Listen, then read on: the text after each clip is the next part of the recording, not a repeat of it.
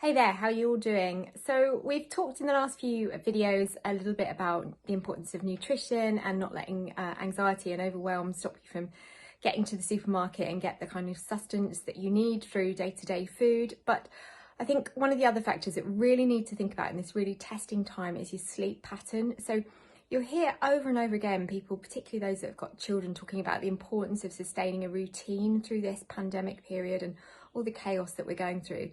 I think the vital part of anybody's routine should be sleep pattern. This is not the time to think, oh, all of a sudden I haven't got to get up for lectures and I haven't got to go to a workplace, so therefore I can stay awake longer and lay in longer in the morning, and it doesn't matter so much if I have a fractured night's sleep.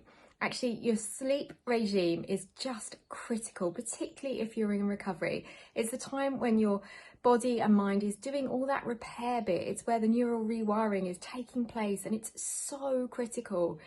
So just some things to help you with that sleep pattern, what I would say is stick as closely as you can to the time that you would have been going to bed and getting up in normal life prior to all this setting in.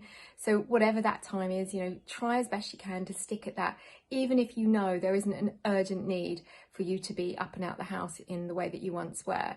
And then prior to going to bed, think about what it is you could do in perhaps about the hour before you go to bed that helps soothe your mind and body into that state of restfulness.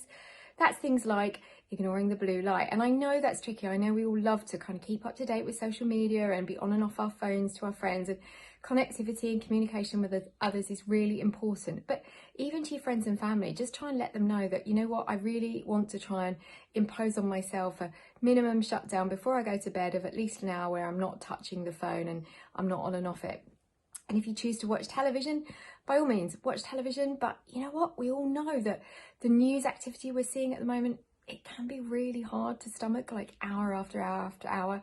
So have something that's a kind of go-to feel-good thing that will just help you settle into a sleep pattern a little bit easier. So rather than watching the latest news and the figures about the pandemic, maybe watch a Friends episode or wherever it is that's your go-to for a giggle. Something will just help soothe you off to sleep in a better state of mind.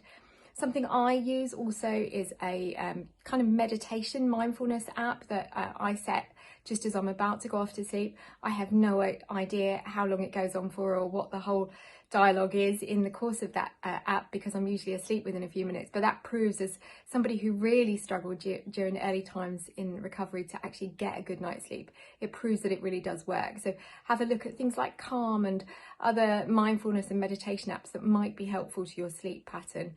And try and think about your bedroom temperature, try and think about what it is you're wearing when you get into bed, all those things that just help to put you in a better frame of mind and in a better physical state to snuggle into bed and really make the most of that slumber.